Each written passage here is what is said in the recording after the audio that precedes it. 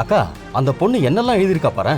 எதிரி கண்ணு முன்னாடியே இருப்பான், ஆனா துரோகி நம்ம கூடவே இருந்து நம்ம வாழ்க்கையில நாம விழறத பார்த்து அவங்க ரசிப்பாங்கன்னு எழுதியிருக்காக்கா. அவங்க எனக்கு எதிரியா துரோகியான்னு என்ன கண்டுபிடிக்க சொல்லியிருக்காக்கா. அது மட்டும் இல்லக்கா, அவங்க ரத்த சம்பந்தப்பட்டவங்களா கூட இருக்கலான்னு கொஞ்சம் ஜாக்கிரதையா இருங்கன்னு எழுதியிருக்காக்காவ.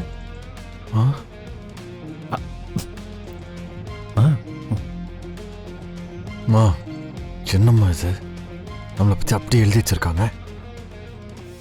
ஐயா அவங்க கரெக்டா தாங்க எழுதியிருக்காங்க. இவன் வேற. ஐயா அவங்க சொன்ன மாதிரி ரத்த சம்பந்தமா கூட இருக்கலாங்க ஐயா. டேய் டேய் டேய் டேய், வாய் மூடு. ரத்தனம், இவன் ஏதோ உளறிட்டு இருக்கான். உன் எதிரியே இவன் தான். இவனை ஒழிச்சு கட்டிட்டா எல்லாம் சரியாயிடும். ஆமா, அவங்க எதிரிய பத்தி சொல்லல, துரோகிங்களை பத்தி தான் சொல்லியிருக்காங்க. டேய், ரெண்டுமே ஒண்ணுதான்டா. உனக்கு இங்க என்ன வேலை? அதான் ரத்தனம் வரக்கூடாதுன்னு சொல்லியிருக்கால, முதல்ல கிளம்பு.